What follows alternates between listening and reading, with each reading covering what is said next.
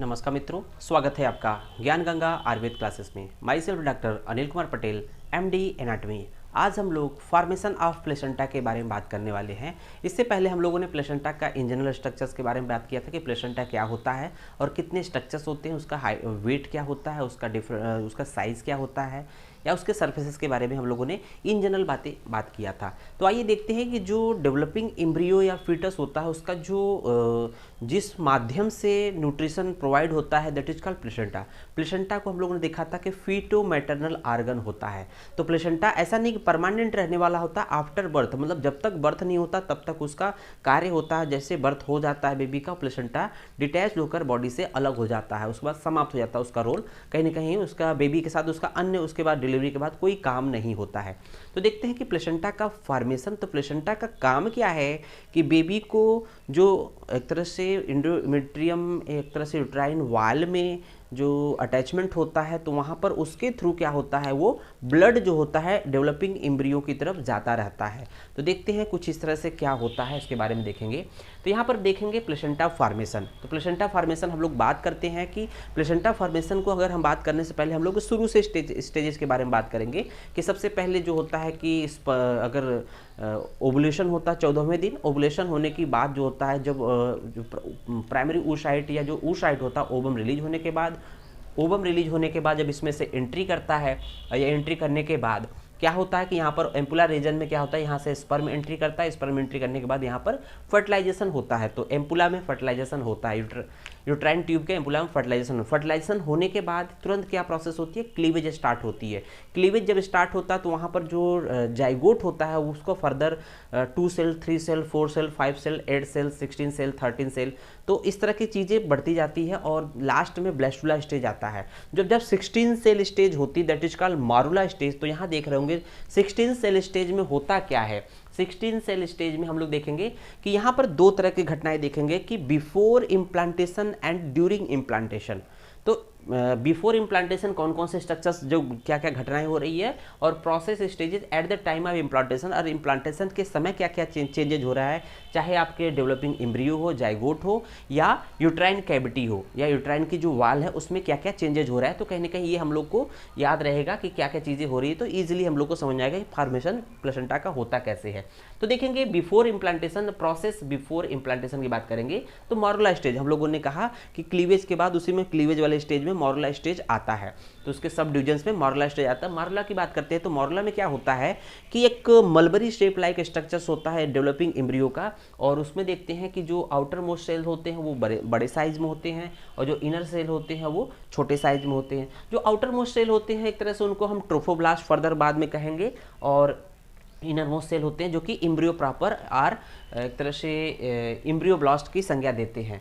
तो देखेंगे जो ये पूरा पूरा मॉरुला स्टेज होता है जोना पेलोसिडा से कवर्ड होता है। तो मतलब यूट्राइन कैविटी में जब तक एक तरह से जोना पेलोसिडा अटैच है, मीन्स यूट्राइन कैविटी हो या कहीं पर भी हो, जोना पेलोसिडा जब तक अटैच है तब तक इसका कहीं पर इम्प्लांट या अटैचमेंट नहीं होता है। अगर जोना पेलोसिडा अगर जहाँ अगर रिमूव हो जाए, इस पर्टिकुलर पॉइंट से अगर डिटैच हो जाता है, इसी जगह पे जहाँ भी जिस सरफेस पे जाएगा वहाँ चिपक जाएगा। तो यहाँ पर देखते हैं कि जब तक जोना पेलोसिडा अटैच रहता है स्ट्रक्चर से, डेवलपिंग एम्ब्रियो से, तब तक ये रोल करता रहता है, तब तक सरफेस पे क्या करता है, रोल करता रहता है। मान लीजिए यहाँ से मूव कर रहा है तो यहाँ पर एक तरह से रोल करते हुए आगे की तरफ बढ़ता है, तो रोल करते हुए आगे की तरफ बढ़ता है, लेकिन जोना पेलोसिडा अटैच है। तो मॉरुला स्टेज में आप लोग ये देख रहे होंगे, यहाँ देख रहे होंगे ऑलरेडी यहाँ मॉरुला स्टेज में जोना पेलोसिडा है पड़ा हुआ, जोना पेलोसिडा ऑलरेडी है। लेकिन अब देखते हैं मॉरुला के बाद ब्लास्टुला स्टेज। तो ब्लास्टुला स्टेज क्या आता है, मॉरुला के बाद की बात है। तो यही जो आउटर मोस्ट सेल थे वो क्या बनाते हैं, एक तरह से ट्रोफोब्लास्ट बनाते हैं।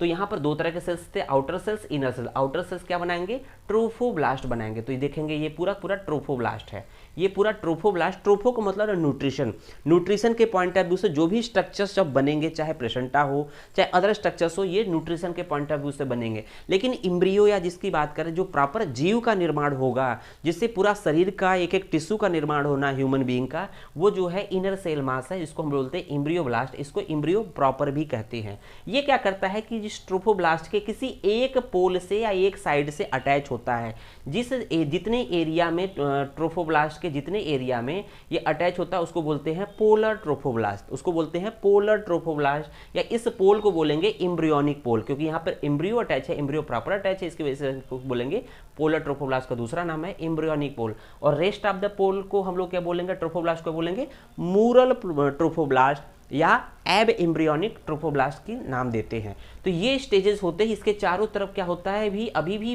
क्या होता है, मॉरुला से जैसे आते हैं तो कहीं ना कहीं ये लाइनिंग होता है एक तरह से जोना पेलुसिडा का, ये लाइनिंग जोना पेलुसिडा की होती है। यहाँ पर देखेंगे यहाँ पर अटैच रहता है, यहाँ पर कहीं ना कहीं कन्वर्ट हो जाता है एक तरह से क्लीवेज का जो रिजल्ट होता है, क्लीवेज का रिजल्ट, क्लीविंग एग का रिजल्ट क्या है आपका, एक तरह से ब्लेस्टुला या ब्लेस्टोसिस्ट स्टेज होता है, ये इसका क्लीवेज का रिजल्ट होता है। नेक्स्ट देखेंगे उसके बाद जो मॉरुला के ब्लेस्टुला के बाद क्या है, ब्लेस्टुला में दो सेल होते हैं, inner cell mass outer cell mass differentiate हो गए। फिर देखेंगे इसका बिफोर इम्प्लांटेशन लास्ट पॉइंट है कि differentiation of trophoblast into polar and Müller, तो हम लोगों ने इसको दो पार्ट में डिफरेंशिएट कर दिया। तो ट्रोफोब्लास्ट को हम लोग देख लिया कि जिस साइड में एम्ब्रियो प्रॉपर या इनर सेल मास अटैच है उसको हम लोगों ने बोल दिया एम्ब्रियनिक पोल या पोलर ट्रोफोब्लास्ट, जो रेस्ट ऑफ द ट्रोफोब्लास्ट है उसको हम लोगों ने मूरल ट्रोफोब्लास्ट का नाम दे दिया।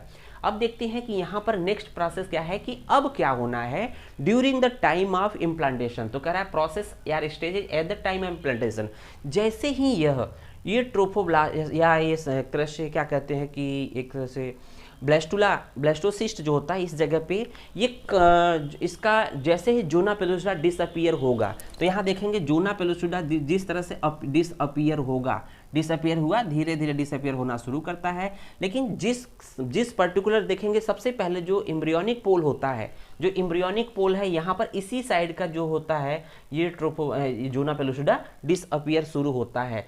तो यहाँ पर क्या होता है कि धीरे धीरे जब डिसअपियर होगा तो यहाँ से ये अटैच हो जाएगा, साथ ही साथ जैसे ही मॉरुला से ब्लेस्टुला स्टेज में होता है वहाँ साथ ही साथ जो इंडोमेट्रियम होते हैं उसमें भी कुछ चेंजेज होते हैं, तो उसको बोलते हैं decidual reactions are endometrial changes. तो डेसिडुअल रिएक्शंस या चेंजेज इन यूट्राइन इंडोमेट्रियम, तो हम लोग देखते हैं कि इंडोमेट्रियम या अर्थात जो एक तरह से यूट्राइन वाल होती है उसके लेयर्स के बारे में देखेंगे। तो यहाँ पर देखेंगे हम लोगों ने सबसे आउटर मोस्ट लेयर क्या बनाया है, पेरीमेट्रियम है, और उसके मिडिल वाला जो लेयर है उसको हम लोग मायोमेट्रियम बोलते हैं, और जो इनर मोस्ट लेयर होता है उसको बोलते हैं इंडोमेट्रियम। इसको हम लोग कट सेक्शन में देखेंगे तो देखेंगे इधर बिल्कुल आउटर वाला साइड में है पेरीमेट्रियम और जो मिडिल में है ये है मायोमेट्रियम। अब ये इंडोमेट्रियम भी फर्दर क्या होता है, 3 पार्ट में डिवाइड होता है। हम लोग को पता होना चाहिए कि जिस समय मॉरुला या ब्लेस्टुला आता है, यहाँ पर मॉरुला आता है, यहाँ पर मॉरुला स्टेज में डेवलपिंग एग, तो यहाँ पर जो इंडोमेट्रियम होता है वो किस फेज में होता है, सिक्रेटरी फेज में होता है, सिक्रेटरी फेज में होता है। सिक्रेटरी फेज में होता है, इसका मतलब कि यहाँ पर जो इंडोमेट्रियम की जो सेल्स होती है स्ट्रोमा सेल्स बोलते हैं इंडोमेट्रियम सेल्स की, वो कन्वर्ट होती है डेसिडुआ में, वो कन्वर्ट होती है डेसिडुआ में, और डेसिडुआ में कन्वर्ट होने का मतलब वहाँ डिफरेंट जो आर्टरीज होती हैं, वहाँ डिफरेंट जो ग्लैंड्स होते हैं वो टार्टुअस होते हैं, स्पाइरल हो जाते हैं पर्टिकुलर इस रीजन की ग्लैंड। तो साथ ही साथ क्या होता है, इंडोमेट्रियम में 3 लेयर्स और फर्दर डेवलपमेंट होते हैं। इंडोमेट्रियम में 3 लेयर, सिंपली इंडोमेट्रियम में देख रहे होंगे, जो बिल्कुल मायोमेट्रियम से अटैच लेयर होगा उसको बोलेंगे बेसल लेयर या स्ट्रेटम बेसाइलिस, बेसल लेयर और स्ट्रेटम बेसाइलिस। जो बिल्कुल उसके जस्ट बगल में मिडिल लेयर होगी उसको बोलेंगे स्पॉन्जी लेयर या स्ट्रेटम स्पॉन्जियोसम, और जो इनर मोस्ट लेयर है बिल्कुल जो जहाँ पर यूट्राइन कैविटी के पास से लेयर अटैच है या बिल्कुल इसके पास में जो लेयर है उसको बोलेंगे स्ट्रेटम कम्पैक्टम या कम्पैक्ट लेयर। तो यहाँ पर देखेंगे कि यहाँ पर जो 2 लास्ट लेयर जो रेड कलर से दिखाया गया है ये क्या होता है, यही जो होता है आप जैसा अगर प्रेगनेंसी, अगर यहाँ तो डेवलपिंग एम्ब्रियो आ गया, मान लीजिए ये हर महीने में होता है, जब मेंस्ट्रुअल साइकिल होता है तो ये अपना एंडोमेट्रियम अपने आप को प्रिपेयर करता है, ये 3 लेयर्स हमेशा फॉर्म होते हैं बशर्ते कि जब यहाँ पर डेवलपिंग एम्ब्रियो या आता है तो यहाँ पर क्या होता है, डेसिडुअल रिएक्शंस होता है। इसका मतलब कुछ चेंजेस होते हैं, जो इसके ग्लैंड्स होते हैं और टार्टुअस होते हैं और ग्रोथ कर जाते हैं, और साथ ही साथ जो आर्टरी होती है वो स्पाइरल होती है, क्वाइल्ड हो जाती है और फिर अगर मान लीजिए नहीं आता है तो ये ब्रेक डाउन होकर शेडिंग होती है। तो जब फर्टिलाइजेशन नहीं होता है तो देखते हैं कि जो पर मंथ ब्लड का डिस्चार्ज हो जाता है, साथ ही साथ जो एक तरह से यूट्राइन वाल भी साथ साथ उसका ब्रेक डाउन होता है। तो कहीं ना कहीं ये दोनों लेयर जो है टूट कर गिरते हैं, अर्थात स्पॉन्जी लेयर और कॉम्पैक्ट लेयर। तो इसीलिए ये दोनों लेयर क्या होते हैं, फंक्शनल लेयर बोले जाते हैं। लेकिन जो बेसल लेयर होता है एंडोमेट्रियम का वो बचा रहता है। हर महीने में जो आपका स्पॉन्जी लेयर और कॉम्पैक्ट लेयर फॉर्मेशन होता है और टूट कर गिरता है अगर प्रेगनेंसी नहीं होती है। तो इसलिए फंक्शनल लेयर कहते हैं, क्योंकि इसी का शेड अप होता है मेंस्ट्रुअल साइकिल में। तो यहाँ पर हम लोगों ने इन जनरल देख लिया। अब देखेंगे यहाँ पर क्या हो रहा है कि हैचिंग ऑफ ब्लेस्टोसिस्ट। तो हैचिंग ऑफ ब्लेस्टोसिस्ट का क्या मतलब हो क्या है कि जब यहाँ पर एक तरह से मोरुला से हम लोग जब ब्लेस्टोसिस्ट कन्वर्ट हो गया, ब्लेस्टोसिस्ट रोल करते आता है। ब्लेस्टोसिस्ट की बात करते हैं कि ब्लेस्टोसिस्ट जो होता है, अगर मान लीजिए ब्लेस्टोसिस्ट ये कंप्लीट है, ठीक है ना, इस पर जोना फ्लूइडा अटैच है।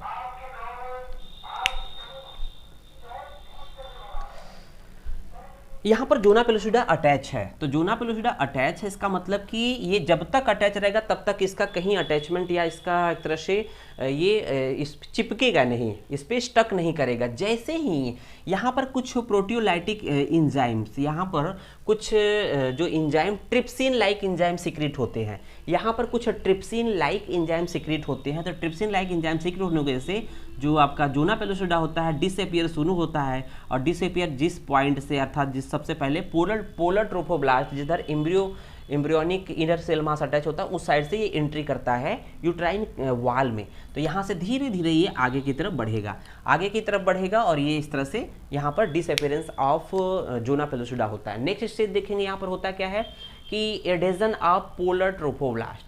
Adhesion of polar trophoblast means जैसे ही यहाँ पर जोना पेलोसिडा डिटैच होगा, सिंपली जो पोलर ट्रोफोब्लास्ट है जिस साइड में एम्ब्रियोब्लास्ट है हम लोगों ने बात कर लिया, वो पहले अटैच होता है।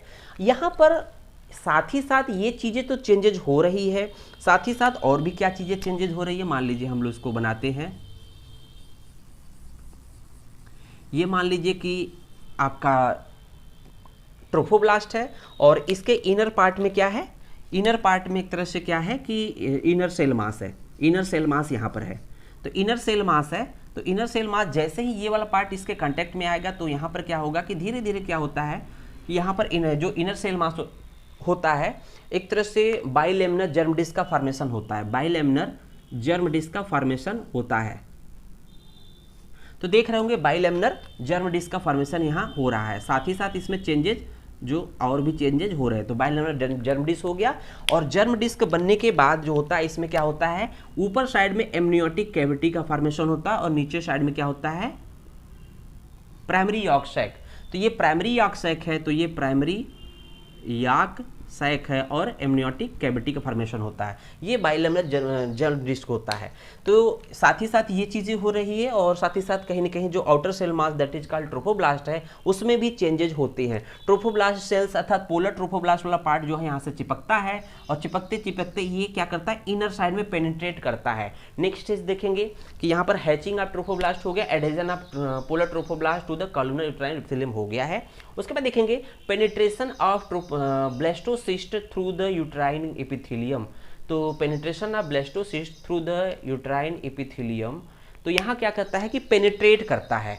यहाँ पर ये जो पर्टिकुलर यहाँ की जो सेल्स होती हैं, जो ट्रोफोब्लास्ट होती है, ये यहाँ पर यूट्राइन कैविटी में पेनिट्रेट करती अंदर की तरफ जाती हैं। और जाने का कारण क्या है, नेक्स्ट स्टेज देखेंगे कि इरोजन ऑफ यूट्राइन इंडोमेट्रियम, कि जो इंडोमेट्रियम होती है यहाँ पर देख रहे होंगे जो कंप्लीट थी, हम लोगों ने इसको रिमूव कर दिया, इसको कहा दिया इरोज कर दिया।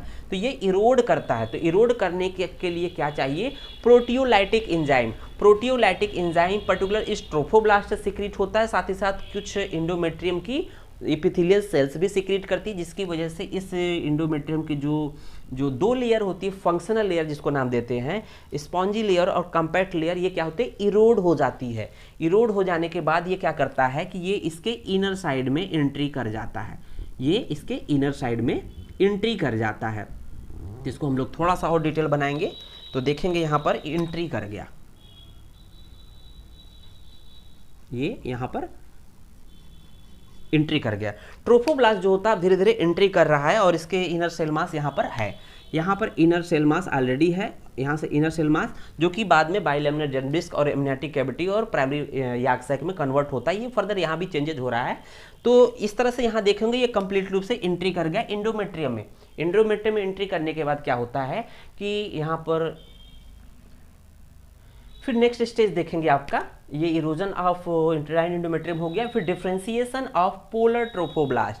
अब क्या होता है यहाँ पर, क्या होगा कि जो पोलर ट्रोफोब्लास्ट है जिसके अलांग जो इनर सेल मास अटैच था ये डिफरेंशिएट हो जाता है, ये क्या करता है 2 लेयर बनाता है। तो यहाँ पर हम लोग थोड़ा सा इसको हम लोग यहाँ पर दिखाएंगे इस स्ट्रक्चर को, यहाँ पर हम लोग देखेंगे ये जो पोलर ट्रोफोब्लास्ट है ये क्या करता है कि डिफरेंशिएट हो जाता है। इसका मतलब ये 2 तरह के सेल्स प्रोड्यूस करता है, तो सिक्रीट करता है 2 तरह के सेल्स। तो देखेंगे सेल्स किस तरह से हैं। एक तो आपके बोलेंगे इनर सेल में साइटोट्रोफोब्लास्ट होते हैं जो कि इनर होते हैं, तो देखेंगे यहाँ पर ये साइटोट्रोफोब्लास्ट हो गए, इस जो कि अलग था साइटोट्रोफोब्लास्ट हो गए। बाकी क्या है सिंसिसियोट्रोफोब्लास्ट, तो ये दूसरा जो लेयर है सिंसिसियोट्रोफोब्लास्ट। तो कुछ सिंसिसियोट्रोफोब्लास्ट इस तरह से होते हैं, आउटर लेयर जो होते हैं मल्टी लेयर्ड होते हैं सिंसिसियोट्रोफोब्लास्ट। ये सिंसिसियोट्रोफोब्लास्ट हो गए आउटर, इसको नाम देंगे सिंसिसियोट्रोफोब्लास्ट और इसको बोलेंगे हम लोग साइटोट्रोफोब्लास्ट। तो ये साइटोट्रोफोब्लास्ट है सिंसिसियोट्रोफोब्लास्ट। साथ ही साथ होता क्या है यहाँ पर होता क्या है कि जो ये यहाँ पर स्ट्रक्चर घटित हो रहा है पूरा यहाँ पर पर्टिकुलर जो एंडोमेट्रियम होती है, जब रेसिडुअल रिएक्शंस होते हैं तो डिफरेंट ब्लड वेसल्स होते हैं। डिफरेंट ब्लड वेसल्स से तो कुछ आर्टरी होती है, कुछ वेन होती है। मान लीजिए कुछ आर्टरी यहाँ पर इस तरह से आ रही हैं, कुछ आर्टरी आ रही हैं और कुछ आर्टरी आ रही है यहाँ पर और कुछ वेन्स यहाँ से वेन ड्रेन कर रहे हैं बाहर की तरफ। तो कुछ वेन ड्रेन कर रहे हैं और आर्टरी और वेन यहाँ पर है, आर्टरी और वेन ऑलरेडी यहाँ पर पड़े हुए हैं। ठीक है, तो होता क्या है कि यहाँ पर इरोजन होता है, यहाँ पर छोटे छोटे कैविटी होते हैं। तो यहाँ पर देख लेंगे छोटे छोटे कैविटी बन जाता है, कैविटी होता है। साथ ही साथ देखेंगे यहाँ पर जो कैविटी फॉर्म कर रहा है, ये कैविटी बन रहा है, ये कैविटी है, ये कैविटी है। और ये कैविटी जो होता है फर्दर क्या होता है, धीरे धीरे क्या होता है एक सिंपल कैविटी फॉर्म होता है। जो सिंसिसियोट्रोफोब्लास्ट के सेल्स होती है उसमें कैविटीज होती है छोटी छोटी, जो कि बाद में फर्दर मिलकर एक ही कैविटी बनाती है। तो हम लोग इसको एक कैविटी देंगे साथ में, तो पूरा एक कैविटी फॉर्मेशन हो गया। ठीक है, एक कैविटी हो गया।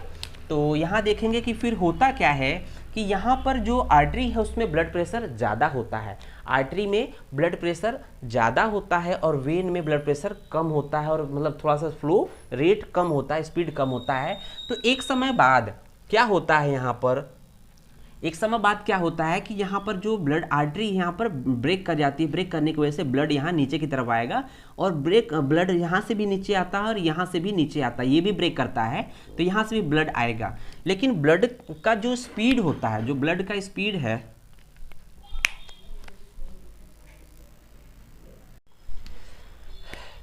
यहाँ पर देखेंगे जो आर्टरी होता है इसमें ब्लड का जो फ्लो हो रहा है कहीं ना कहीं ये इस तरह से आती है, मैटरनल आर्टरी है, एक तरह से एंडोमेट्रियम की मैटरनल आर्टरी है। जो डोसिडुअल चेंजेस होता है ये कहीं ना कहीं टर्टुअस हो गई, ये कहीं ना कहीं एक तरह से स्पायरल हो गई। इस तरह से वेन और जो भी ब्लड वेसल्स हैं वो डेवलप हो गई हैं।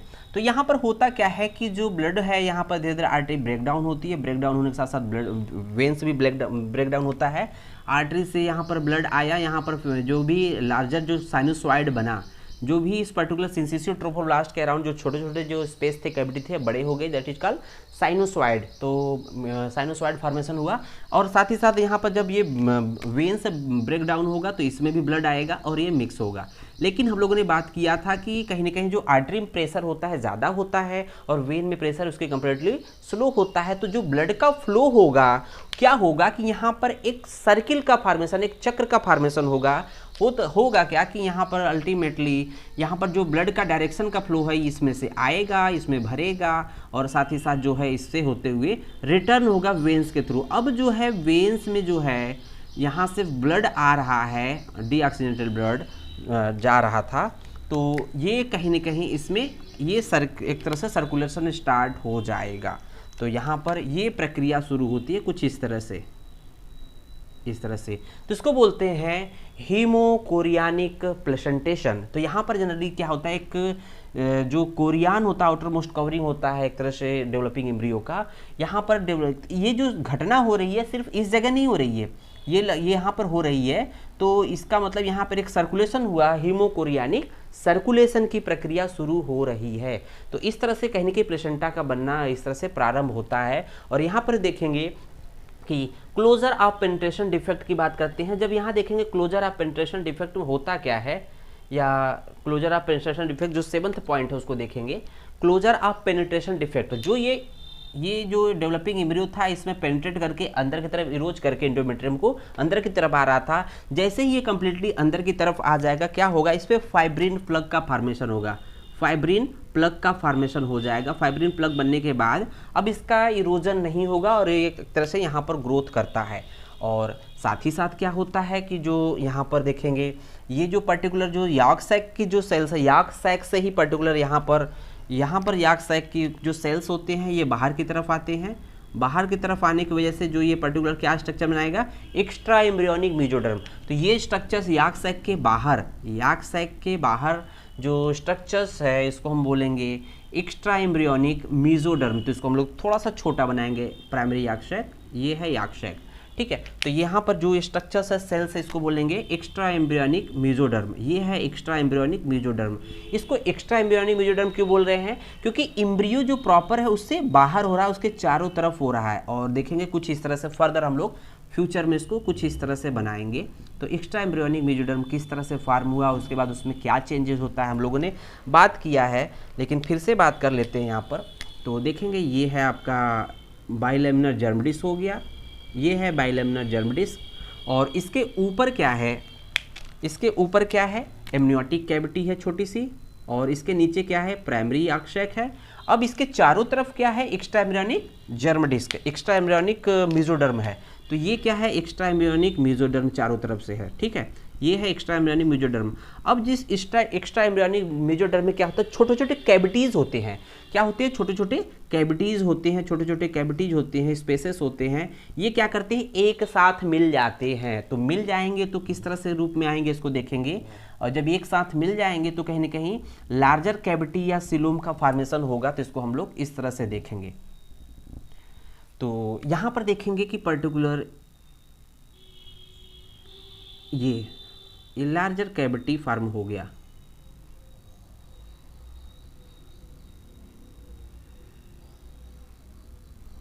ये कैविटी बन गया, इसको बोलेंगे चारों तरफ क्या है, एक्स्ट्रा एम्ब्रियोनिक मेसोडर्म में जो कैविटी बना है इसको बोलेंगे एक्स्ट्रा एम्ब्रियोनिक सिलोम या कैविटी। और साथ ही साथ यहाँ पर क्या होगा, यहाँ पर जो सेल्स है अराउंड जो मेसोडर्म के सेल्स थे अराउंड जो है पर्टिकुलर इस याक सैक या एम्ब्रियो प्रॉपर के चारों तरफ जो सेल्स थे, इसका दूसरा नाम अब हो जाएगा, इसको बोलेंगे हम लोग दूसरा नाम देंगे। और इसके बाहर साइड में अर्थात ट्रोफोब्लास्ट के साइड में जो सेल्स होंगे उसका दूसरा मेसोडर्म का नाम देंगे। तो इस तरह से हम लोग अलग अलग नाम मेसोडर्म देते हैं। तो ये दो तरह के मेसोडर्म होते हैं। और साथ ही साथ देखेंगे यहाँ का जो एक्स्ट्रा एम्ब्रियोनिक मेसोडर्म है अभी यहाँ पर सिलोम का फॉर्मेशन नहीं हुआ।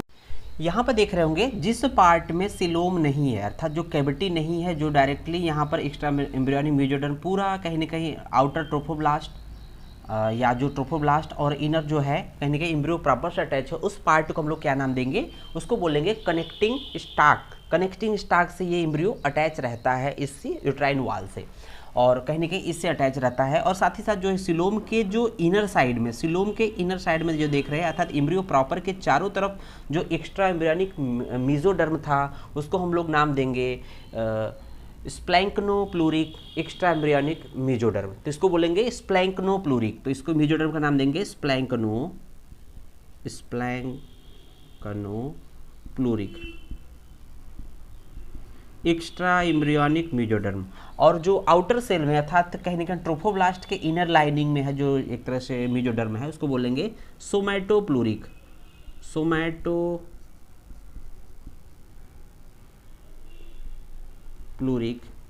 Extra embryonic mesoderm. तो कुछ इस तरह से यहाँ पर प्लेसेंटा का जो प्रीवियस रोल होता है या जो सर्कुलेशन होता है, ह्यूमोकोरियानिक प्लेसेंटा, प्लेसेंटेशन फॉर्मेशन और जो पूरा पूरा डेवलपमेंट होता है, इस तरह से यहाँ घटनाएं होती है।